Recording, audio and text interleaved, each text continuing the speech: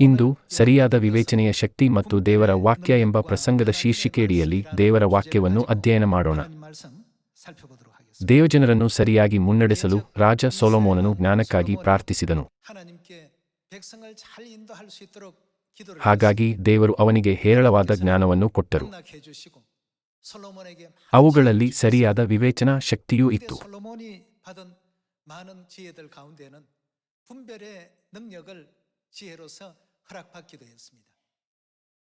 ಒಂದು ದಿನ ಇಬ್ಬರು ಹೆಂಗಸರು ರಾಜ ಸೊಲೊಮೋನನ ಮುಂದೆ ಬಂದರು. ಈ ಕತೆ ನಿಮಗೆ ಚೆನ್ನಾಗಿ ತಿಳಿದಿದೆಯೆಂದು ನಾನು ಭಾವಿಸುತ್ತೇನೆ. ಇಬ್ಬರು ಹೆಂಗಸರು ಒಂದೇ ಮನೆಯಲ್ಲಿ ವಾಸಿಸುತ್ತಿದ್ದರು ಮತ್ತು ಇಬ್ಬರು ಒಂದು ಮಗುವನ್ನು ಹೆತ್ತರು.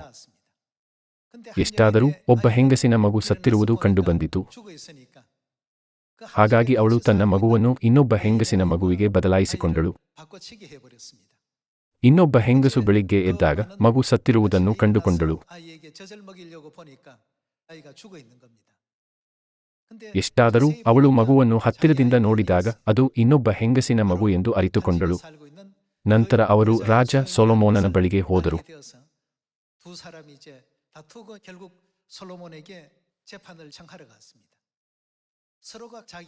ಬದುಕಿರುವ ಮಗು ತಮ್ಮದು ಎಂದು ಅವರಿಬ್ಬರೂ ಹೇಳಿಕೊಂಡಿದ್ದರಿಂದ ರಾಜ ಸೊಲೊಮೋನನು ಹೆಚ್ಚಿನ ವಿವೇಚನೆಯನ್ನು ಬಳಸಬೇಕಾಗಿತ್ತು.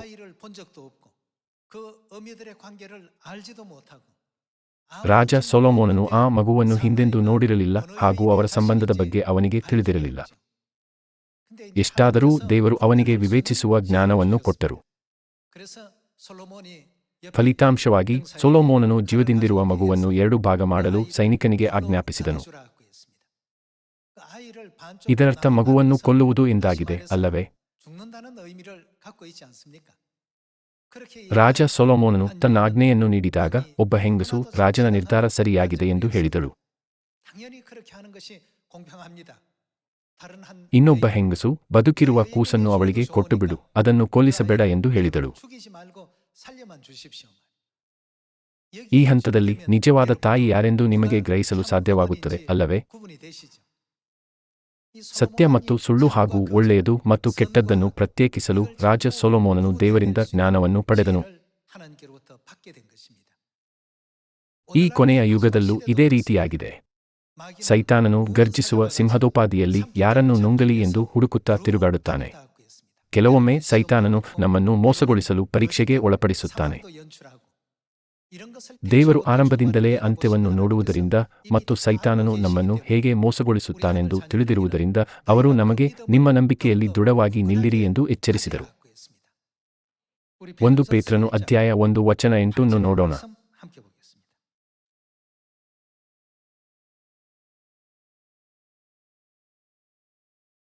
ಪೇತ್ರನು ಅಧ್ಯಾಯ 1 ವಚನ 8. ನೀವು ಆತನನ್ನು ಕಣ್ಣಾರೆ ನೋಡಲಿಲ್ಲವಾದರೂ ಆತನನ್ನು ಪ್ರೀತಿಸುತ್ತೀರಿ. ನೀವು ಈಗ ಆತನನ್ನು ಕಾಣದಿದ್ದರೂ ಆತನಲ್ಲಿ ನಂಬಿಕೆಯಿಟ್ಟು ನಿಮ್ಮ ನಂಬಿಕೆಯ ಅಂತ್ಯಫಲವಾಗಿರುವ ಏನದು? ಆತ್ಮರಕ್ಷಣೆಯನ್ನು ಹೊಂದುವವರಾಗಿ ಹೇಳಲಶಕ್ಯವಾದಂಥ ಪ್ರಭಾವವುಳ್ಳ ಸಂತೋಷದಿಂದ ಹರ್ಷಿಸುತ್ತೀರಿ. ರಾಜ ಸೊಲೊಮೋನನು ಈ ಹೆಂಗಸರನ್ನು ಹಿಂದೆಂದೂ ಭೇಟಿಯಾಗಿಲ್ಲದಿದ್ದರೂ ಸತ್ಯ ಮತ್ತು ಸುಳ್ಳನ್ನು ಹೇಗೆ ಪ್ರತ್ಯೇಕಿಸಿದನು?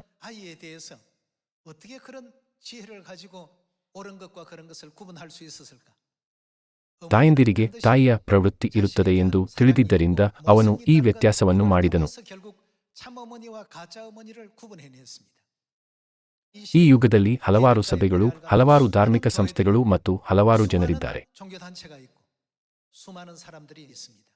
ಹಾಗಾದರೆ ಸತ್ಯ ಮತ್ತು ಸುಳ್ಳಿನ ನಡುವೆ ವ್ಯತ್ಯಾಸವನ್ನು ಕಂಡುಹಿಡಿಯಲು ನಾವು ಏನನ್ನು ಬಳಸಬಹುದು? ಈ ಪ್ರಶ್ನೆಗೆ ದೇವರು ನಮಗೆ ಈ ಕೆಳಕಂಡಂತೆ ಉತ್ತರವನ್ನು ನೀಡುತ್ತಾರೆ. ನಮ್ಮ ನಂಬಿಕೆಯ ಉದ್ದೇಶವೇನು? ಅದು ನಮ್ಮ ಆತ್ಮರಕ್ಷಣೆಯಾಗಿದೆ. ಇದನ್ನು ನಾವು ಎಂದಿಗೂ ಮರೆಯಬಾರದು. ಸೈತಾನನು ಆರಂಭದಿಂದಲೂ ಏನು ಮಾಡಿದ್ದಾನೆ? ಅವನು ಯಾವಾಗಲೂ ಸುಳ್ಳು ಹೇಳುತ್ತಲೇ ಇದ್ದಾನೆ. ಸೈತಾನನು ಆದಾಮ ಮತ್ತು ಹವ್ವಳನ್ನು ವಂಚಿಸಿದಾಗ ದೇವರ ಚಿತ್ತದ ಬಗ್ಗೆ ಸುಳ್ಳು ಹೇಳಿದನು. ಅವರು ಸೈತಾನನ ಮಾತುಗಳನ್ನು ಸ್ವೀಕರಿಸಿದಾಗ ಅವರು ವಿನಾಶದ ಹಾದಿಯಲ್ಲಿ ನಡೆಯಲು ಪ್ರಾರಂಭಿಸಿದರು.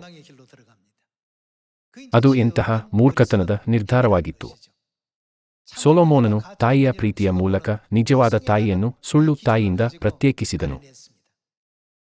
ನಮ್ಮ ನಂಬಿಕೆಗೆ ಸಂಬಂಧಿಸಿದಂತೆ ಆತ್ಮರಕ್ಷಣೆಯ ಮೂಲ ದೇವರು ಮತ್ತು ನಮ್ಮ ನಂಬಿಕೆಯ ಗುರಿ ಆತ್ಮರಕ್ಷಣೆಯಾಗಿದೆ. ಇದನ್ನು ಸರಿಯಾಗಿ ಅರ್ಥಮಾಡಿಕೊಂಡವನು ಸೈತಾನನಿಂದ ಶೋಧನೆಗೆ ಒಳಪಡುವುದಿಲ್ಲ.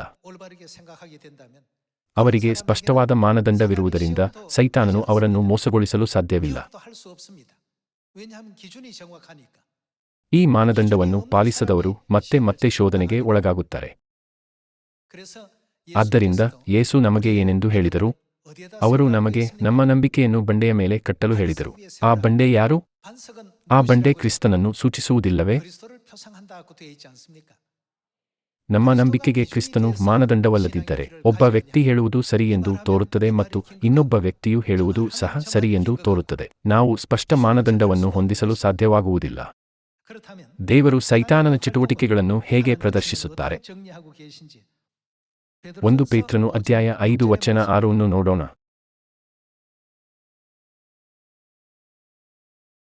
ಹೀಗಿರುವುದರಿಂದ ದೇವರ ತ್ರಾಣವುಳ್ಳ ಹಸ್ತದ ಕೆಳಗೆ ನಿಮ್ಮನ್ನು ತಗ್ಗಿಸಿಕೊಳ್ಳಿರಿ, ಆತನು ತಕ್ಕ ಕಾಲದಲ್ಲಿ ನಿಮ್ಮನ್ನು ಮೇಲಕ್ಕೆ ತರುವನು.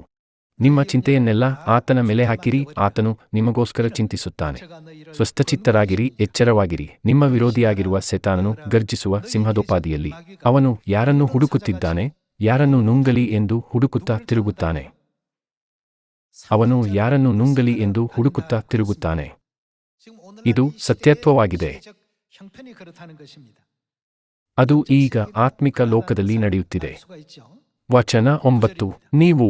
ನಾವು ಯಾವುದರಲ್ಲಿ ದೃಢವಾಗಿ ನಿಲ್ಲಬೇಕು? ನಂಬಿಕೆಯಲ್ಲಿ ದೃಢವಾಗಿದ್ದು ಅವನನ್ನು ಎದುರಿಸಿರಿ. ಒಬ್ಬ ವ್ಯಕ್ತಿ ಸತ್ಯವೇದದ ಬೋಧನೆಗಳನ್ನು ಅನುಸರಿಸುತ್ತಿದ್ದಾರೆಯೇ ಎಂಬುದನ್ನು ನೋಡುವ ಮೂಲಕ ನಾವು ಅವನ ಗುರುತನ್ನು ಸುಲಭವಾಗಿ ಗುರುತಿಸಬಹುದು. ಅವರು ತಮ್ಮ ತುಟಿಗಳಿಂದ ನಾನು ದೇವರನ್ನು ಪ್ರೀತಿಸುತ್ತೇನೆ ಎಂದು ಘೋಷಿಸುತ್ತಾರೆಂದು ಹೇಳೋಣ, ಆದರೆ ಅವರು ಪಸ್ಕವನ್ನು ಆಚರಿಸದಿರುವುದು ಅಥವಾ ಸಬ್ಬತ್ ದಿನವನ್ನು ಉಲ್ಲಂಘಿಸದಿರುವುದು ಮುಂತಾದ ದೇವರ ಆಜ್ಞೆಗಳನ್ನು ಕೈಗೊಂಡು ನಡೆಯುವುದಿಲ್ಲ. ಇದು ಅವರ ನಂಬಿಕೆ ಸುಳ್ಳು ಎಂದು ಸ್ಪಷ್ಟವಾಗಿ ತೋರಿಸುತ್ತದೆ. 2000 ವರ್ಷಗಳ ಹಿಂದೆ ಯೇಸು ಫರಿಸಾಯರು ಮತ್ತು ಧರ್ಮೋಪದೇಶಕರಿಗೆ ಸ್ಪಷ್ಟ ಎಚ್ಚರಿಕೆಯನ್ನು ನೀಡಿದರು. ನೀವು ನಿಮ್ಮ ತುಟಿಗಳಿಂದ ನನ್ನನ್ನು ಸನ್ಮಾನಿಸುತ್ತೀರಿ, ಆದರೆ ನಿಮ್ಮ ಮನಸ್ಸು ನನ್ನಿಂದ ದೂರವಾಗಿವೆ. ಯಾರಾದರೂ ನಿಮ್ಮ ಮನಸ್ಸಿನಲ್ಲಿ ಏನಿದೆ ಎಂದು ಹೇಗೆ ತಿಳಿದುಕೊಳ್ಳಬಹುದು? ಎಷ್ಟಾದರೂ ಯೇಸುವಿಗೆ ತಿಳಿದಿತ್ತು. ಅವರಿಗೆ ಹೇಗೆ ತಿಳಿಯಿತು? ಮತ್ತಾಯನು ಅಧ್ಯಾಯ 15 ಪ್ರಕಾರ ಅವರು ಯಾವ ರೀತಿಯ ಬೋಧನೆಗಳನ್ನು ಸ್ವೀಕರಿಸುತ್ತಿದ್ದರು? ಯೇಸು, ನೀನು ಮನುಷ್ಯರು ಕಲ್ಪಿಸಿದ ನಿಯಮಗಳನ್ನು ಕೈಗೊಳ್ಳುತ್ತಾ ನನ್ನನ್ನು ಪ್ರೀತಿಸುತ್ತೇನೆ ಎಂದು ಹೇಗೆ ಹೇಳಬಲ್ಲೆ? ನನ್ನ ಆಜ್ಞೆಗಳನ್ನು ಕೈಕೊಂಡು ನಡೆಯುವುದೇ ನನ್ನನ್ನು ಪ್ರೀತಿಸುವುದಾಗಿದೆ ಅಲ್ಲವೇ ಎಂದು ಹೇಳಿದರು. ಜನರು ದೇವರ ಆಜ್ಞೆಗಳನ್ನು ನಿರ್ಲಕ್ಷಿಸಿ ನಾನು ನಿಮ್ಮನ್ನು ಪ್ರೀತಿಸುತ್ತೇನೆ ಎಂಬಂತಹ ಖಾಲಿ ಮಾತುಗಳನ್ನು ಹೇಳುತ್ತಾರೆ. ಎಷ್ಟಾದರೂ ಅವರ ಮಾತುಗಳು ನಿಜವೋ ಸುಳ್ಳೋ ಎಂಬುದನ್ನು ಯೇಸು ಪ್ರತ್ಯೇಕಿಸುತ್ತಾರೆ. ಇದು ಸೊಲೊಮೋನನು ನಿಜವಾದ ತಾಯಿಯನ್ನು ಸುಳ್ಳು ತಾಯಿಯಿಂದ ಪ್ರತ್ಯೇಕಿಸಿದ ರೀತಿಯಂತಿದೆ. ಈ ಯುಗದಲ್ಲಿ ನಮಗೆ ಸರಿಯಾದ ವಿವೇಚನೆಯ ಅಗತ್ಯವಿದೆ. ವಚನ 8 ಮತ್ತೊಮ್ಮೆ ನೋಡೋಣ. ಸ್ವಸ್ಥಚಿತ್ತರಾಗಿರಿ, ಎಚ್ಚರವಾಗಿರಿ. ನಿಮ್ಮ ವಿರೋಧಿಯಾಗಿರುವ ಸೈತಾನನು ಗರ್ಜಿಸುವ ಸಿಂಹದೋಪಾದಿಯಲ್ಲಿ ಯಾರನ್ನು ನುಂಗಲಿ ಎಂದು ಹುಡುಕುತ್ತಾ ತಿರುಗುತ್ತಾನೆ. ನಾವು ಯಾವುದರಲ್ಲಿ ದೃಢವಾಗಿ ನಿಲ್ಲಬೇಕು? ನಂಬಿಕೆಯಲ್ಲಿ ದೃಢವಾಗಿದ್ದು ಅವನನ್ನು ಎದುರಿಸಿರಿ. ಲೋಕದಲ್ಲಿರುವ ನಿಮ್ಮ ಸಹೋದರರು ಅಂಥ ಬಾಧೆಗಳನ್ನೇ ಅನುಭವಿಸುತ್ತಿದ್ದಾರೆಂದು ನಿಮಗೆ ತಿಳಿದದೆಯಲ್ಲ. ಕ್ರಿಸ್ತನಲ್ಲಿ ನಿಮ್ಮನ್ನು ತನ್ನ ನಿತ್ಯ ಪ್ರಭಾವಕ್ಕೆ ಕರೆದ ಕೃಪಾಪೂರ್ಣನಾದ ದೇವರು ತಾನೇ ನೀವು ಸ್ವಲ್ಪ ಕಾಲ ಬಾಧೆ ಪಟ್ಟ ಮೇಲೆ ನಿಮ್ಮನ್ನು ಯೋಗ್ಯ ಸ್ಥಿತಿಗೆ ತಂದು ನೆಲೆಗೊಳಿಸಿ ಬಲಪಡಿಸುವನು. ಆತನಿಗೆ ಆಧಿಪತ್ಯವು ಯುಗಯುಗಾಂತರಗಳಲ್ಲಿಯೂ ಇರಲಿ. ಆಮೆನ್.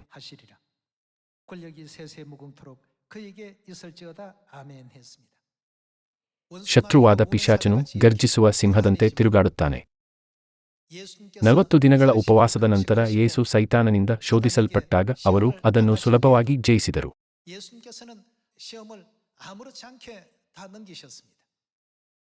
ಯೇಸು ಏನೆಂದು ಹೇಳಿದರು?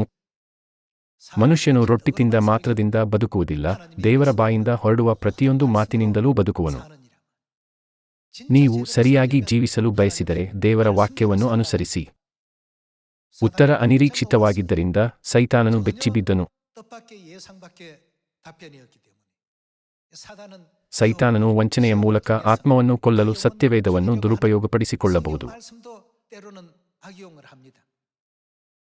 ಅವನು ಯೇಸುವಿಗೆ ದೇವಾಲಯದ ಶಿಖರದ ಮೇಲಿಂದ ಕೆಳಕ್ಕೆ ಧುಮುಕಿದರೆ ನಿನ್ನ ಕಾಲು ಕಲ್ಲಿಗೆ ತಗಲಿತೆಂದು ದೂತರು ನಿನ್ನನ್ನು ಕೆಗಳಲ್ಲಿ ಎತ್ತಿಕೊಳ್ಳುವರು ಎಂದು ಹೇಳಿದನು. ಅವನು ಸತ್ಯವೇದವನ್ನು ತಪ್ಪಾಗಿ ಅರ್ಥೈಸಿದನು. ಆದ್ದರಿಂದ ಯೇಸು ಏನೆಂದು ಉತ್ತರಿಸಿದರು? ನಿನ್ನ ದೇವರಾಗಿರುವ ಕರ್ತನನ್ನು ಪರೀಕ್ಷಿಸಬಾರದು. ದೇವರು ನಂಬಿಕೆಯ ವಿಷಯ, ಪರೀಕ್ಷಿಸುವ ವಿಷಯವಲ್ಲ. ಆದ್ದರಿಂದ ಸಮಸ್ಯೆ ಏನೆಂದರೆ ನಾವು ಸೈತಾನನ ಮಾತನ್ನು ಕೇಳುವುದಾಗಿದೆ. ನಮ್ಮನ್ನು ವಂಚಿಸಿ ಭೂಮಿಗೆ ದೊಬ್ಬಲ್ಪಡಲು ಕಾರಣನಾದವನು ಸೈತಾನನಲ್ಲವೇ? ಅವನ ಮಾತನ್ನು ಕೇಳುವುದು ನಿರಂತರ ಶೋಧನೆಗೆ ಕಾರಣವಾಗುತ್ತದೆ. ನನ್ನ ಆತ್ಮ ಇದನ್ನು ಕೇಳಬೇಕೇ? ನಮ್ಮ ಆತ್ಮರಕ್ಷಣೆಯ ಮಾನದಂಡದ ಮೇಲೆ ಕೇಂದ್ರೀಕರಿಸದೆ ನಾವು ಸರಿಯಾಗಿ ವಿವೇಚಿಸಲು ಸಾಧ್ಯವಿಲ್ಲ ಮತ್ತು ನಮ್ಮ ನಂಬಿಕೆಯು ಅಲುಗಾಡುತ್ತದೆ. ಸೈತಾನನು ಯೇಸುವನ್ನು ಶೋಧನೆಗೆ ಗುರಿಮಾಡಲು ಪ್ರಯತ್ನಿಸಲಿಲ್ಲವೇ? ಕೆಲವೊಮ್ಮೆ ಅವನು ಸತ್ಯವೇದವನ್ನು ಸಹ ಬಳಸುತ್ತಾನೆ. ಅವನು ಬಹಳ ಕುತಂತ್ರಿ. ರಾಜ ಸೊಲೊಮೋನನ ವಿಚಾರಣೆಯಲ್ಲಿ ಸಂಭವಿಸಿದ ವಿಷಯ ನಿಮಗೂ ಸಂಭವಿಸಿದರೆ ನೀವು ಹೇಗೆ ಪ್ರತಿಕ್ರಿಯಿಸುತ್ತೀರಿ? ನೀವು ಇದು 50-50 ಅವಕಾಶ ಎಂದು ಸುಮ್ಮನೆ ಯೋಚಿಸಿದರೆ ಮಗುವನ್ನು ಅದರ ನಿಜವಾದ ತಾಯಿಗೆ ಕೊಡುವ ಅವಕಾಶ ಕಳೆದುಹೋಗುತ್ತಿತ್ತು. ಸೊಲೊಮೋನನು ತನ್ನ ವಿವೇಚನೆಯಲ್ಲಿ ನಿಖರವಾಗಿದ್ದನು, ಏಕೆಂದರೆ ಅವನಿಗೆ ಒಂದು ನಿರ್ದಿಷ್ಟ ಮಾನದಂಡವಿತ್ತು. ನಮ್ಮ ನಂಬಿಕೆಯಲ್ಲಿಯೂ ಸಹ ಯಾವುದೇ ಮಾನದಂಡವಿಲ್ಲದಿದ್ದರೆ ನಾವು ಯಾವಾಗಲೂ ಹಿಂಜರಿಯುತ್ತೇವೆ. ಅದು ಏಕೆ? ಸೈತಾನನು ಆತ್ಮಗಳನ್ನು ಲೂಟಿ ಮಾಡುವ ಕ್ರೂರ ತೋಳ, ಆದರೆ ಅವನು ಹೊರಗೆ ಹೇಗೆ ಕಾಣುತ್ತಾನೆ? ಅವನು ಕುರಿವೇಷ ಧರಿಸಿಕೊಂಡು ಬರುವುದರಿಂದ ಜನರಿಗೆ ಅವನನ್ನು ಗುರುತು ಹಿಡಿಯಲು ಸಾಧ್ಯವಿಲ್ಲ. ಇದಲ್ಲದೆ ಸತ್ಯವು ಆತ್ಮಿಕವಾಗಿರುವುದರಿಂದ ಶರೀರದಲ್ಲಿರುವವರು ಅವನನ್ನು ಗುರುತಿಸಲು ಸಾಧ್ಯವಿಲ್ಲ. ಈ ಕಾರಣದಿಂದಲೇ ಇಂದು ದೇವರು ನಮಗೆ ಜ್ಞಾನವನ್ನು ನೀಡುತ್ತಿದ್ದಾರೆ. ನಿಮ್ಮ ನಂಬಿಕೆಯ ಅಂತಿಮ ಫಲಿತಾಂಶವೆಂದರೆ ನಿಮ್ಮ ಆತ್ಮರಕ್ಷಣೆ. ಎಷ್ಟಾದರೂ ಸೈತಾನನು ಲೋಕದ ಸೃಷ್ಟಿಯಿಂದಲೂ ಹವ್ವಳನ್ನು ಮನವೊಲಿಸಲು ಮೋಸಗೊಳಿಸುವ ಮಾತುಗಳನ್ನು ಬಳಸಿದಂತೆಯೇ ಮನುಕುಲದ ಕಿವಿಗಳಲ್ಲಿ ಮೋಸಗೊಳಿಸುವ ಮಾತುಗಳನ್ನು ಪಿಸುಗುಟ್ಟುತ್ತಿದ್ದಾನೆ.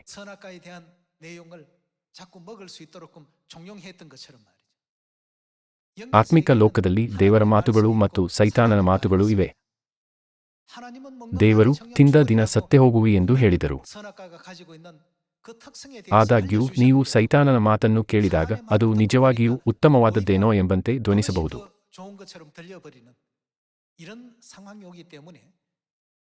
ಆದ್ದರಿಂದ ನಾವು ನಮಗೆ ಆತ್ಮರಕ್ಷಣೆಯನ್ನು ಕೊಡುವ ದೇವರ ವಾಕ್ಯಕ್ಕೆ ಗಮನ ಕೊಡಬೇಕು.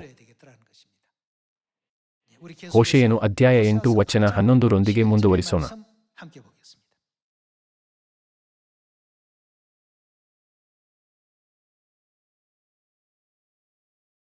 ಎಫ್ರಾಯಿಮು ಯಜ್ಞವೇದಿಗಳನ್ನು ಹೆಚ್ಚೆಚ್ಚಾಗಿ ಕಟ್ಟಿ ಪಾಪ ಮಾಡಿದೆ. ಕಟ್ಟಿದ ಯಜ್ಞವೇದಿಗಳೇ ಅದಕ್ಕೆ ಪಾಪವಾಗಿ ಪರಿಣಮಿಸಿವೆ. ನಾನು ನನ್ನ ಧರ್ಮವನ್ನು ಲಕ್ಷಾಂತರ ವಿಧಿಗಳ ರೂಪವಾಗಿ ಅದಕ್ಕೆ ಬರೆಯಿಸಿಕೊಟ್ಟರೂ ಅವುಗಳು ತನಗೆ. ಅವರು ಅವುಗಳನ್ನು ಹೇಗೆ ಭಾವಿಸಿದರು? ಸಂಬಂಧಪಟ್ಟವುಗಳಲ್ಲವೆಂದು ಅದು ಭಾವಿಸುತ್ತದೆ. ದೇವರು ಆರಂಭದಿಂದಲೇ ಅಂತ್ಯವನ್ನು ನೋಡುವುದರಿಂದ ಆತನು ನಮಗೆ ಸರಿಯಾದ ಮಾರ್ಗವನ್ನು ತೋರಿಸುವುದಿಲ್ಲವೇ? ಈ ಕಾರಣದಿಂದಲೇ ಸತ್ಯವೇದವು ನಮಗೆ ದೇವರನ್ನು ನಂಬಲು ತಿಳುವಳಿಕೆ ನೀಡುತ್ತದೆ. ಸದಸ್ಯರೇ, ದೇವರ ವಾಕ್ಯವನ್ನು ಸಂಬಂಧಪಟ್ಟವುಗಳಲ್ಲವೆಂದು ಪರಿಗಣಿಸುವವರಿಗೆ ಆತ್ಮರಕ್ಷಣೆಯು ದೊರಕುತ್ತದೆಯೇ? ಅವರು ರಾಜರಾಗಿರಲಿ ಅಥವಾ ಶ್ರೀಮಂತರಾಗಿರಲಿ, ನಾವು ಅವರ ಸ್ಥಾನಮಾನವನ್ನು ನೋಡಬಾರದು, ಬದಲಿಗೆ ಅವರ ಆತ್ಮರಕ್ಷಣೆಯನ್ನು ತಮ್ಮ ಕ್ರಿಯೆಗಳ ಮೂಲಕ ಸಾಧಿಸಬಹುದೇ ಎಂದು ಕೇಳಬೇಕು. ಈ ಪ್ರಶ್ನೆಗೆ ಸರಿಯಾದ ಉತ್ತರವನ್ನು ನಾವು ಗ್ರಹಿಸಬೇಕು. ತೀರ್ಪುಗಾರರಾದ ನೀವು ಅದನ್ನು ಸಾಧಿಸಬಹುದು ಎಂದು ಭಾವಿಸುತ್ತೀರಾ? ಅದನ್ನು ಎಂದಿಗೂ ಸಾಧಿಸಲು ಸಾಧ್ಯವಿಲ್ಲ. ಪಸ್ಕದ ಸತ್ಯದ ಮೂಲಕ ದೇವರ ನಿಯಮವನ್ನು ಯಾರು ಕೈಗೊಂಡು ನಡೆಯುತ್ತಿದ್ದಾರೆಂದು ನಾವು ಪರೀಕ್ಷಿಸೋಣ. ಲೂಕನು ಅಧ್ಯಾಯ 22. ಲೂಕನು ಅಧ್ಯಾಯ 22 ವಚನ 7 ನೋಡೋಣ. ಹುಳಿಯಿಲ್ಲದ ರೊಟ್ಟಿಯನ್ನು ತಿನ್ನುವ ದಿವಸಗಳಲ್ಲಿ ಪಸ್ಕದ ಕುರಿಮರಿಯನ್ನು ಕೊಯ್ಯತಕ್ಕ ದಿವಸ ಬಂದಾಗ ಯೇಸು ಪೆತ್ರನಿಗೂ ಯೋಹಾನನಿಗೂ, ನೀವು ಹೋಗಿ ನಾವು ಈ ಸಿದ್ಧತೆ ಯಾವುದಕ್ಕಾಗಿ? ಪಸ್ಕದ ಊಟ ಮಾಡುವಂತೆ ಸಿದ್ಧಮಾಡಿರಿ ಎಂದು ಹೇಳಿ ಅವರನ್ನು ಕಳುಹಿಸಿದನು. ವಚನ 13ರ ಪ್ರಕಾರ ಶಿಷ್ಯರು ಹೊರಗೆ ಹೋಗಿ ಪಸ್ಕಕ್ಕಾಗಿ ಸಿದ್ಧಮಾಡಿದರು. ವಚನ 19ರಲ್ಲಿ ಯೇಸು ಪಸ್ಕವನ್ನು ಹೇಗೆ ಆಚರಿಸಿದರೆಂದು ನೋಡೋಣ. ಲೂಕನು ಅಧ್ಯಾಯ 22 ವಚನ 19. ಬಳಿಕ ಆತನು ರೊಟ್ಟಿಯನ್ನು ತೆಗೆದುಕೊಂಡು ಸ್ತೋತ್ರಮಾಡಿ ಮುರಿದು ಅವರಿಗೆ ಕೊಟ್ಟು, ಇದು ನಿಮಗೋಸ್ಕರ ಕೊಟ್ಟಿರುವ ನನ್ನ ದೇಹ. ಆಗ ಅವರು ನಮಗೆ ಏನನ್ನು ಆಜ್ಞಾಪಿಸಿದರು? ಹೀಗೆ ಮಾಡಿರಿ. ಇದು ದೇವರ ವಾಕ್ಯ. ಹಾಗಾದರೆ ಆತನ ವಾಕ್ಯವನ್ನು ಕೇಳುವವರು ಏನು ಮಾಡಬೇಕು? ನನ್ನನ್ನು ನೆನೆಸಿಕೊಳ್ಳುವುದಕ್ಕೋಸ್ಕರ ಹೀಗೆ ಮಾಡಿರಿ ಅಂದನು.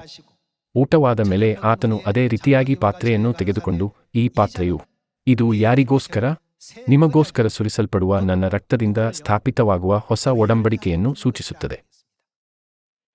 ಹೋಶೇಯನು ಅಧ್ಯಾಯ 8ರಲ್ಲಿ ದೇವರು, ನಾನು ನನ್ನ ಧರ್ಮವನ್ನು ಲಕ್ಷಾಂತರ ವಿಧಿಗಳ ರೂಪವಾಗಿ ಅದಕ್ಕೆ ಬರೆಯಿಸಿಕೊಟ್ಟರು ಎಂದು ಹೇಳಿದರು. ಆದರೆ ಅವರು ಏನು ಮಾಡಿದರು? ಅವರು ದೇವರ ವಾಕ್ಯವನ್ನು ತನಗೆ ಸಂಬಂಧಪಟ್ಟವುಗಳಲ್ಲವೆಂದು ಪರಿಗಣಿಸಿದರು. ಇತ್ತೀಚಿನ ದಿನಗಳಲ್ಲಿ ಜೀವದ ಸತ್ಯವಾದ ಪಸ್ಕ ಹಬ್ಬವನ್ನು ಸಂಬಂಧಪಟ್ಟವುಗಳಲ್ಲವೆಂದು ಪರಿಗಣಿಸುವ ಜನರು ಅಸಂಖ್ಯಾತವಾಗಿದ್ದಾರೆ, ಅಲ್ಲವೇ? ಹಾಗಾದರೆ ದಯವಿಟ್ಟು ಇಂದು ಹೋಶೇಯನು ಅಧ್ಯಾಯ 8 ಮತ್ತು ಲೂಕನು ಅಧ್ಯಾಯ 22ರ ವಾಕ್ಯಗಳ ಮೂಲಕ ತೀರ್ಮಾನಿಸಿರಿ.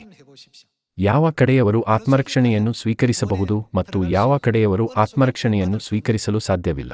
ದೇವರ ಮಾತುಗಳನ್ನು ಕೇಳುವವರು ದೇವರ ಕಡೆ ಇದ್ದಾರೆ ಮತ್ತು ಅವರು ಆತ್ಮರಕ್ಷಣೆಯನ್ನು ಸ್ವೀಕರಿಸುತ್ತಾರೆ. ಎಷ್ಟಾದರೂ ದೇವಜನರು ಹೊಸ ಒಡಂಬಡಿಕೆಯ ಪಸ್ಕವನ್ನು ಆಚರಿಸದಂತೆ ತಡೆಯಲು ಕ್ರಿಸ್ತ ಶಕ 325ರಲ್ಲಿ ನಿಕಿಯಾದ ಪರಿಷತ್ತಿನಲ್ಲಿ ಅವರು ಕುತಂತ್ರದಿಂದ ಪಸ್ಕವನ್ನು ದೂಷಿಸಿದರು ಮತ್ತು ಅದರ ಸಮಯವನ್ನು ಬದಲಾಯಿಸಿದರು. ಈ ಸಮಯದಲ್ಲಿ ಏನಾಯಿತು ಎಂಬುದನ್ನು ನಾವು ಗ್ರಹಿಸಬೇಕು. ಪಸ್ಕವನ್ನು ಆಚರಿಸುವ ಸಭೆ ದೇವರ ವಾಕ್ಯವನ್ನು ಕೈಗೊಳ್ಳುತ್ತಿದೆಯೇ? ಅಥವಾ ಅದನ್ನು ಕೈಗೊಳ್ಳದ ಸಭೆ ದೇವರ ವಾಕ್ಯವನ್ನು ಕೈಗೊಳ್ಳುತ್ತಿದೆಯೇ? ಸದಸ್ಯರೇ, ಉತ್ತರಿಸುವುದು ಕಷ್ಟವೇ? ಈ ಪದಗಳು ತುಂಬಾ ಸರಳವಾಗಿವೆ. ಅವರು ಪಸ್ಕವನ್ನು ಸಂಬಂಧಪಟ್ಟವುಗಳಲ್ಲವೆಂದು ಪರಿಗಣಿಸುವುದರಿಂದ ಯೇಸು ಏನೆಂದು ಹೇಳುತ್ತಾರೆ? ನಾನೆಂದು ನಿಮ್ಮ ಗುರುತು ಕಾಣೆನು, ಧರ್ಮವನ್ನು ಮೀರಿ ನಡೆಯುವವರೇ, ನನ್ನಿಂದ ತೊಲಗಿ ಹೋಗಿರಿ ಎಂದು ಹೇಳಿ ಆತನು ಅವರನ್ನು ಬಹಿಷ್ಕರಿಸುತ್ತಿದ್ದರಲ್ಲವೇ? ನಮ್ಮ ಕ್ರಿಯೆಗಳ ಫಲಿತಾಂಶಗಳು ಕೊನೆಯ ನ್ಯಾಯತೀರ್ಪಿನ ದಿನದಂದು ನಿರ್ಧರಿಸಲ್ಪಡುತ್ತವೆ. ಏನೇ ಆಗಲಿ, ನಾವು ದೇವರ ಧ್ವನಿಯನ್ನು ಕೇಳಬೇಕು. ಆದಾಗ್ಯೂ ಅವರು ಪಸ್ಕವು ಮೋಶೆಯ ನಿಯಮವಾಗಿದೆ. ಹೊಸ ಒಡಂಬಡಿಕೆಯ ಕಾಲದಲ್ಲಿ ನೀವು ಹಳೆಯ ಒಡಂಬಡಿಕೆಯ ನಿಯಮವನ್ನು ಏಕೆ ಕೈಗೊಳ್ಳುತ್ತೀರಿ ಎಂಬಂತಹ ಕುತಂತ್ರದ ಮಾತುಗಳಿಂದ ನಿಂದಿಸುತ್ತಾರೆ. ದೇವರ ಚಿತ್ತವೇನೆಂದು ನಾವು ಸ್ಪಷ್ಟವಾಗಿ ಗ್ರಹಿಸಬೇಕಲ್ಲವೇ? ಆಮೋಸನು ಅಧ್ಯಾಯ 2 ವಚನ 4 ನೋಡೋಣ.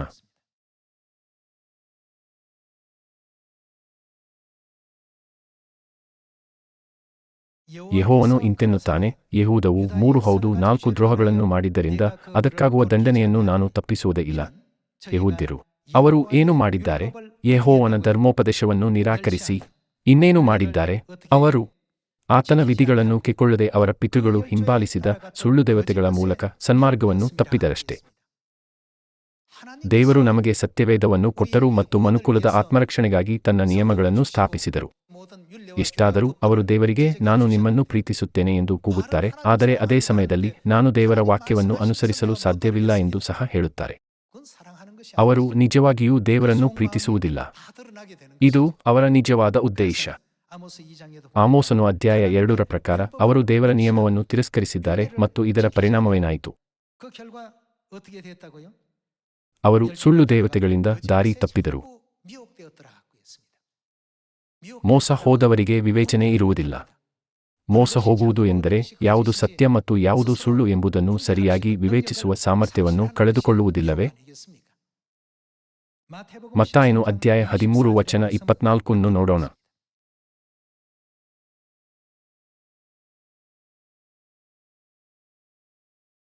ಆತನು ಮತ್ತೊಂದು ಸಾಮ್ಯವನ್ನು ಅವರಿಗೆ ಹೇಳಿದನು, ಅದೇನೆಂದರೆ ಪರಲೋಕರಾಜ್ಯವು ಒಳ್ಳೆಯ ಬೀಜವನ್ನು ತನ್ನ ಹೊಲದಲ್ಲಿ ಬಿತ್ತಿದ್ದ ಒಬ್ಬ ಮನುಷ್ಯನಿಗೆ ಹೋಲಿಕೆಯಾಗಿದೆ. ಆದರೆ ಜನರು ನಿದ್ರೆ ಮಾಡುವ ಕಾಲದಲ್ಲಿ ಅವನ ವೈರಿ ಯಾರು? ಪಿಶಾಚನು. ಅವನು ಬಂದು ಗೋಧಿಯ ನಡುವೆ ಹಣಜಿ ಬಿತ್ತಿ ಹೋದನು. ಗೋಧಿಯು ಬೆಳೆದು ಫಲಕ್ಕೆ ಬಂದಾಗ ಹಣಜಿ ಸಹ ಕಾಣಬಂತು. ಆಗ ಯಜಮಾನನ ಆಳುಗಳು ಅವನ ಬಳಿಗೆ ಬಂದು, ಅಯ್ಯ, ನೀನು ನಿನ್ನ ಹೊಲದಲ್ಲಿ ಒಳ್ಳೆಯ ಬೀಜ ಬಿತ್ತಿದೆಯಲ್ಲ, ಹಣಜಿ ಎಲ್ಲಿಂದ ಬಂತು ಎಂದು ಕೇಳಲು ಯಜಮಾನನು ಏನು ಹೇಳಿದನು? ಅವನು, ಇದು ಒಬ್ಬ ವೆರಿ ಮಾಡಿದ ಕೆಲಸ ಅನ್ನಲಾಗಿ. ಯಜಮಾನನಿಗೆ ತಕ್ಷಣ ತಿಳಿಯಿತು. ಸತ್ಯವನ್ನು ಸುಳ್ಳಿನಿಂದ ಬೇರ್ಪಡಿಸುವ ಕ್ರಿಸ್ತನು, ಒಬ್ಬ ವೈರಿಯೂ ಇದನ್ನು ಮಾಡಿದನು, ಅಂದರೆ ಸೈತಾನನು ಇದನ್ನು ಮಾಡಿದ್ದಾನೆ ಎಂದು ಹೇಳಿದರು. ಅವರಿಗೆ ಹೇಗೆ ತಿಳಿಯಿತು? ದೇವರ ಧ್ವನಿಯನ್ನು ಕೇಳದಂತೆ ಸೈತಾನನು ನಮ್ಮನ್ನು ತಡೆಯುತ್ತಾನೆ. ನಾವು ದೇವರ ವಾಕ್ಯದ ಪ್ರಕಾರ ಜೀವಿಸುವುದನ್ನು ಅವನು ದ್ವೇಷಿಸುತ್ತಾನೆ. ಈ ಕಾರಣದಿಂದಲೇ ಅವನು ಕಟ್ಟಳೆಯ ಕಾಲಗಳನ್ನು ಧರ್ಮವಿಧಿಗಳನ್ನು ಮಾರ್ಪಡಿಸಿದನು. ಗಲಾತ್ಯದವರಿಗೆ ಅಧ್ಯಾಯ 1 ವಚನ 6ರ ಪ್ರಕಾರ ಅವನು ಬೇರೆಯದೇ ಆದ ಸುವಾರ್ತೆಯನ್ನು ಸೃಷ್ಟಿಸಿದನು. ಈ ರೀತಿಯಾಗಿ ಸೈತಾನನು ಜನರು ಪರಲೋಕ ಹಾದಿಯಲ್ಲಿ ನಡೆಯದಂತೆ ತಡೆಯುತ್ತಾನೆ. ಅವನು ಪರಲೋಕದಲ್ಲಿ ಜನರನ್ನು ವಂಚಿಸಿದಂತೆಯೇ ಈ ಭೂಮಿಯ ಮೇಲೆ ಇನ್ನೂ ಜನರನ್ನು ವಂಚಿಸುತ್ತಿದ್ದಾನೆ. ಈ ಕಾರಣದಿಂದಲೇ ನಾವು ವಿವೇಚನಾ ಶಕ್ತಿಯನ್ನು ಹೊಂದಬೇಕು. ಅಧ್ಯಾಯ 13 ವಚನ 36.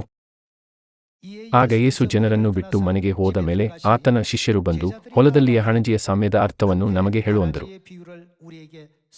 ಅದಕ್ಕಾತನು, ಒಳ್ಳೆಯ ಬೀಜವನ್ನು ಬಿತ್ತುವವನೆಂದರೆ ಮನುಷ್ಯಕುಮಾರನು. ಒಳ್ಳೆಯ ಬೀಜವನ್ನು ಬಿತ್ತಿದ ರೈತನು ಯೇಸುವನ್ನು ಸೂಚಿಸುತ್ತಾನೆ. ಹೊಲವೆಂದರೆ ಈ ಲೋಕ, ಒಳ್ಳೆಯ ಬೀಜವೆಂದರೆ ಪರಲೋಕ ರಾಜ್ಯದವರು, ಹಣಜಿ ಅಂದರೆ ಸೆತಾನನವರು. ಅದನ್ನು ಬಿತ್ತುವ ವೆರಿ ಅಂದರೆ ಸೆತಾನನು, ಸುಗ್ಗಿಕಾಲ ಅಂದರೆ ಯುಗದ ಸಮಾಪ್ತಿ, ಕೊಯ್ಯುವವರು ಅಂದರೆ ದೇವದೂತರು. ಹೀಗಿರಲಾಗಿ ಹೇಗೆ ಹಣಜಿಯನ್ನು ಆರಿಸಿ ತೆಗೆದು ಸುಟ್ಟುಬಿಡುತ್ತಾರೋ ಹಾಗೆಯೇ ಯುಗದ ಸಮಾಪ್ತಿಯಲ್ಲಿ ನಡೆಯುವುದು. ಆಳುಗಳು, ಅಯ್ಯ, ಹೊಲದಲ್ಲಿ ತುಂಬಾ ಹಣಜಿಗಳಿವೆ, ನಾವು ಅವುಗಳನ್ನು ಕಿತ್ತು ತೆಗೆಯೋಣವೇ ಎಂದು ಕೇಳಿದರು. ಯಜಮಾನನು ಏನೆಂದು ಉತ್ತರಿಸಿದನು. ವಚನ 29.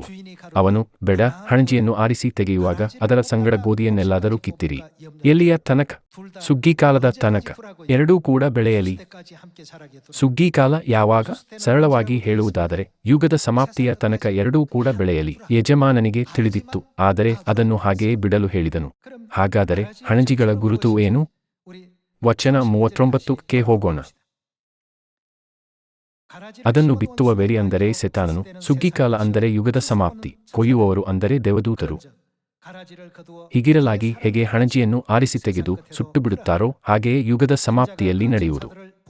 ಮನುಷ್ಯಕುಮಾರನು ತನ್ನ ದೂತರನ್ನು ಕಳುಹಿಸುವನು, ಅವರು ಆತನ ರಾಜ್ಯದೊಳಗಿಂದ ಎಲ್ಲಾ ಕಂಟಕರನ್ನು, ಅಧರ್ಮಿಗಳನ್ನು ಕೂಡಿಸಿ ಬೆಂಕಿಕೊಂಡದಲ್ಲಿ ಹಾಕುವರು. ಈ ಹಿಂದೆ ಯೇಸು ಹಣಜಿಯನ್ನು ಸುಡುವುದಕ್ಕೆ ಹೊರೆಕಟ್ಟಿ ಹಾಕಿ ಎಂದು ಹೇಳಿದರು. ಆದರೆ ವಚನ 41ರಲ್ಲಿ ಅಧರ್ಮಿಗಳನ್ನು ಕೂಡಿಸಿ ಬೆಂಕಿಕೊಂಡದಲ್ಲಿ ಹಾಕುವರು ಎಂದು ಹೇಳಿದರು. ಕೊನೆಯದಾಗಿ ಹಣಜಿಗಳು ಏನನ್ನು ಸೂಚಿಸುತ್ತವೆ? ಅವು ಅಧರ್ಮ ಅಂದರೆ ದೇವರ ನಿಯಮಕ್ಕೆ ಅವಿಧೇಯರಾಗುವುದನ್ನು ಸೂಚಿಸುತ್ತವೆ. ಯೇಸು 2000 ವರ್ಷಗಳ ಹಿಂದೆ ಈ ಭೂಮಿಗೆ ಬಂದಾಗ ಅಂತಹ ಕ್ರಿಯೆ ಎಂದಿಗೂ ಆತ್ಮರಕ್ಷಣೆಗೆ ಮುನ್ನಡೆಸುವುದಿಲ್ಲ ಎಂದು ಆತನು ನಮಗೆ ಕಲಿಸಿದರು.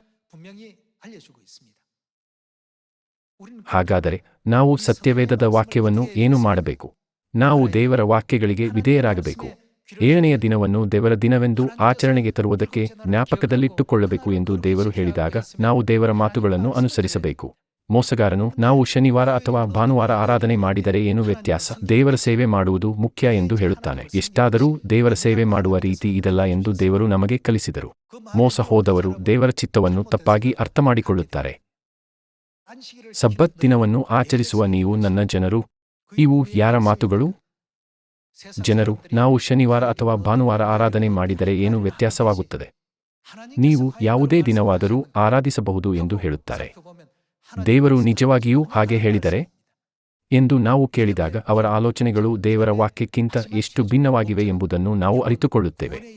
ನಮ್ಮ ನಂಬಿಕೆಯ ಗುರಿಯಾಗಿರುವ ನಮ್ಮ ಆತ್ಮರಕ್ಷಣೆಯ ಮೇಲೆ ನಾವು ಗಮನಹರಿಸದ ಹೊರತು ಸೈತಾನನ ಆತ್ಮಿಕ ತಂತ್ರಗಳನ್ನು ಗ್ರಹಿಸಲು ಸಾಧ್ಯವಾಗುವುದಿಲ್ಲ. ಇದನ್ನು ಯಾರು ಮಾಡಿದ್ದಾರೆಂದು ಯೇಸು ತಕ್ಷಣವೇ ತಿಳಿದುಕೊಂಡು, ಒಬ್ಬ ವೈರಿಯು ಇದನ್ನು ಮಾಡಿದ್ದಾನೆ ಎಂದು ಹೇಳಿದರು. ಇದು ಸೊಲೊಮೋನನು ನಿಜವಾದ ತಾಯಿಯನ್ನು ಸುಳ್ಳು ತಾಯಿಯಿಂದ ಬೇಗನೆ ಪ್ರತ್ಯೇಕಿಸಿದ ರೀತಿ ಇತ್ತು.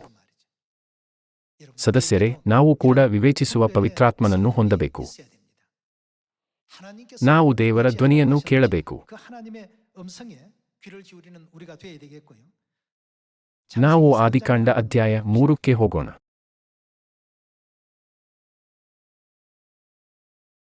ಆದಿಕಾಂಡ ಅಧ್ಯಾಯ 3 ವಚನ 1. ಯೆಹೋವ ದೇವರು ಉಂಟುಮಾಡಿದ ಎಲ್ಲಾ ಭೂಜಂತುಗಳಲ್ಲಿ ಸರ್ಪವು ಯುಕ್ತಿಯುಳ್ಳದ್ದಾಗಿತ್ತು.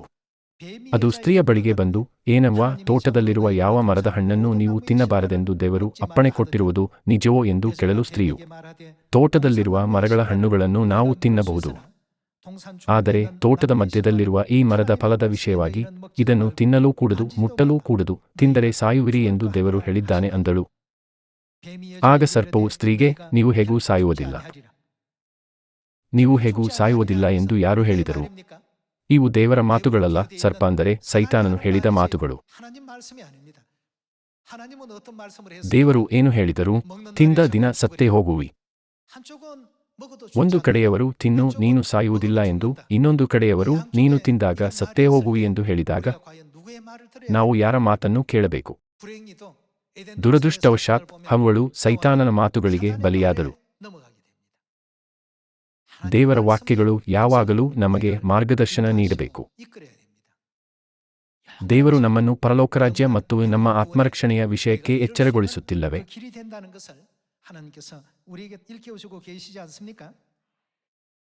ಯೋಹಾನನು ಅಧ್ಯಾಯ 8 ವಚನ 35 ನೋಡೋಣ.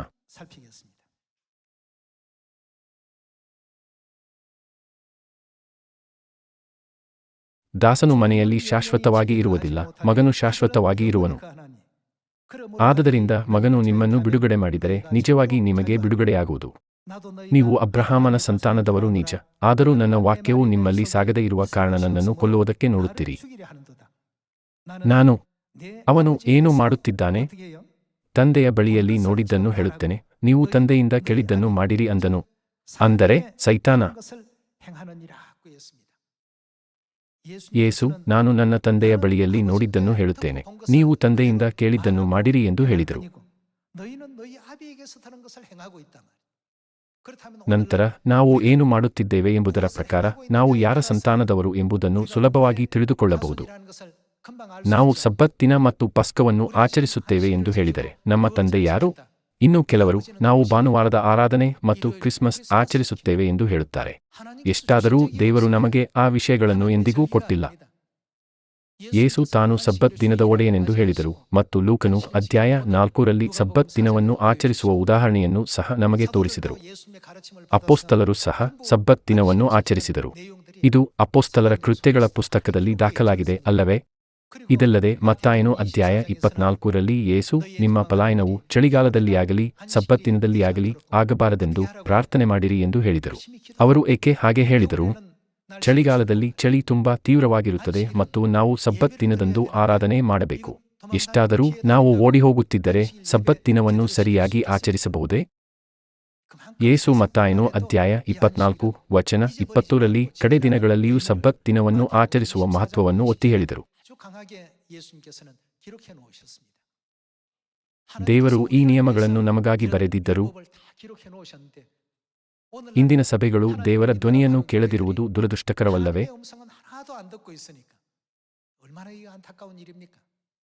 ಸಬ್ಬತ್ ದಿನವು ನನಗೂ ನಿಮಗೂ ನಡುವೆ ಇರುವ ಗುರುತು. ನೀವು ನಿಜವಾಗಿಯೂ ನನ್ನ ಜನರು ಮತ್ತು ನನ್ನ ಮಕ್ಕಳು.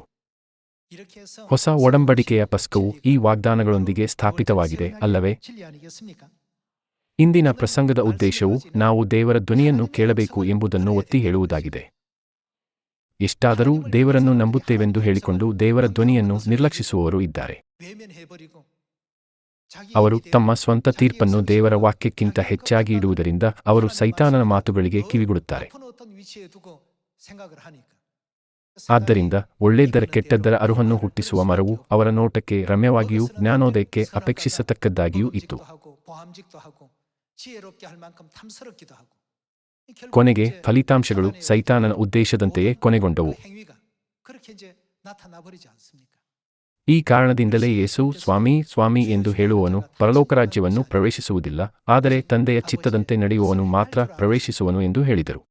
ನಮ್ಮ ಆತ್ಮರಕ್ಷಣೆಯನ್ನು ಸಾಧಿಸಲು ದೇವರ ಬೋಧನೆಗಳನ್ನು ಅನುಸರಿಸುವುದು ಸುಲಭ ಮಾರ್ಗವಲ್ಲವೇ? 1 ಯೋಹಾನನು ಅಧ್ಯಾಯ 2 ವಚನ 18 ನೋಡೋಣ.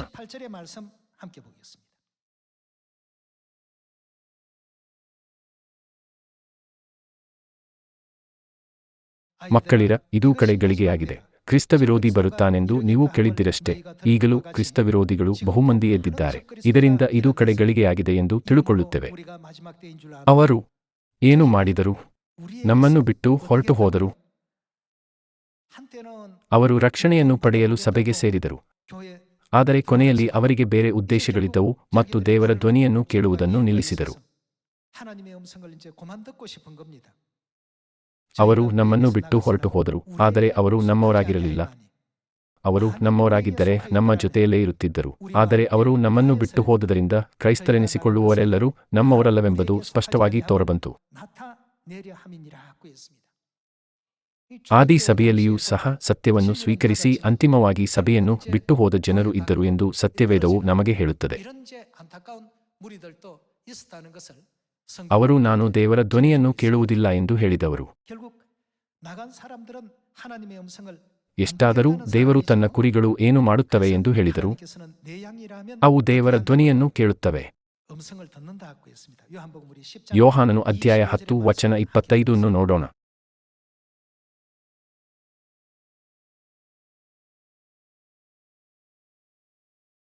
ಅದಕ್ಕೆ ಯೇಸು, ನಿಮಗೆ ಹೇಳಿದೆನು, ಆದರೆ ನೀವು ನಂಬದೇ ಇದ್ದಿರಿ. ನನ್ನ ತಂದೆಯ ಹೆಸರಿನಲ್ಲಿ ನಾನು ಮಾಡುವ ಕ್ರಿಯೆಗಳೇ ನನಗೆ ಸಾಕ್ಷಿಯಾಗಿವೆ. ಆದರೂ ನೀವು ನನ್ನ ಏಕೆ ಕುರಿಗಳಿಗೆ ಸೇರಿದವರಲ್ಲವಾದ್ದರಿಂದ ನಂಬದೇ ಇದ್ದಿರಿ. ನನ್ನ ಕುರಿಗಳು ನನ್ನ ಸ್ವರಕ್ಕೆ ಕಿವಿಗೊಡುತ್ತವೆ. ನಾನು ಅವುಗಳನ್ನು ಬಲ್ಲೆನು, ಅವು ನನ್ನ ಹಿಂದೆ ಬರುತ್ತವೆ. ನಾನು ಅವುಗಳಿಗೆ ನಿತ್ಯಜೀವವನ್ನು ಕೊಡುತ್ತೇನೆ. ಅವು ಎಂದಿಗೂ ನಾಶವಾಗುವುದೇ ಇಲ್ಲ. ಅವುಗಳನ್ನು ಯಾರೂ ನನ್ನ ಕೈಯೊಳಗಿಂದ ಕಸಿಕೊಳ್ಳರು. ನನ್ನ ತಂದೆಯು ನನಗೆ ಕೊಟ್ಟದ್ದು ಎಲ್ಲದಕ್ಕಿಂತ ದೊಡ್ಡದು. ಅದನ್ನು ತಂದೆಯ ಕೈಯೊಳಗಿಂದ ಯಾರೂ ಕಸಿಕೊಳ್ಳಲಾರರು. ದೇವರ ಕುರಿಗಳ ಗುಣಲಕ್ಷಣಗಳು ಯಾವುವು? ಅವು ದೇವರ ಧ್ವನಿಯನ್ನು ಕೇಳುತ್ತವೆ. ಅವರು, ನಾನು ಅವುಗಳನ್ನು ಬಲ್ಲೆನು, ಅವು ನನ್ನನ್ನು ಹಿಂಬಾಲಿಸುತ್ತವೆ ಎಂದು ಹೇಳಿದರು. ದೇವರಿಗೆ ಇದು ಮೊದಲೇ ತಿಳಿದಿತ್ತು. ಈ ಕಾಲದಲ್ಲಿ ಕ್ರಿಸ್ತ ಅನ್ ಸಂಘ್ ರವರು ಮತ್ತು ಪರಲೋಕ ತಾಯಿ ಹೊಸ ಯೆರೂಸಲೇಮ್ ನಮಗೆ ಹೊಸ ಒಡಂಬಡಿಕೆಯ ನಿಯಮಗಳನ್ನು ನೀಡಿದ್ದಾರೆ ಮತ್ತು ದೇವರ ಧ್ವನಿಯನ್ನು ಕೇಳಲು ನಮಗೆ ಅನುಮತಿಸಿದ್ದಾರೆ. ನಾವು ತಂದೆ ಮತ್ತು ತಾಯಿಯ ಬೋಧನೆಗಳನ್ನು ಅನುಸರಿಸಬೇಕಾದ ಕಾರಣವು ಸತ್ಯವೇದ ಮತ್ತು ಪ್ರವಾದಿಗಳು. ಇದು ಆತ್ಮರಕ್ಷಣೆಯ ಮಾರ್ಗ, ಪರಲೋಕಕ್ಕೆ ಹೋಗುವ ಮಾರ್ಗ, ನ್ಯಾಯದ ಮಾರ್ಗ, ಕೃಪೆಯ ಮಾರ್ಗ ಮತ್ತು ಆಶೀರ್ವಾದಗಳನ್ನು ಸ್ವೀಕರಿಸುವ ಮಾರ್ಗ ಎಂದು ನಮಗೆ ಕಲಿಸಿದ್ದಾರೆ.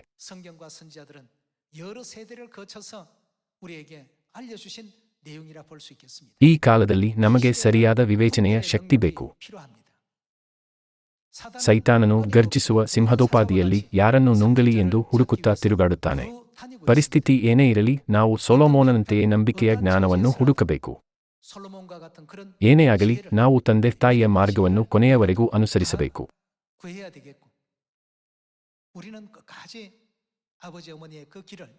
ಸದಸ್ಯರೇ, ನಾವು ನಡೆಯುತ್ತಿರುವ ಹಾದಿ ಸರಿಯಾದ ಹಾದಿಯಾಗಿದೆ. ಕೆಲವೊಮ್ಮೆ ಸರಿಯಾದ ಮಾರ್ಗವು ಹಿಂಸೆ, ಅಡೆತಡೆಗಳು ಮತ್ತು ಶೋಧನೆಗಳನ್ನು ಒಳಗೊಂಡಿರುತ್ತದೆ.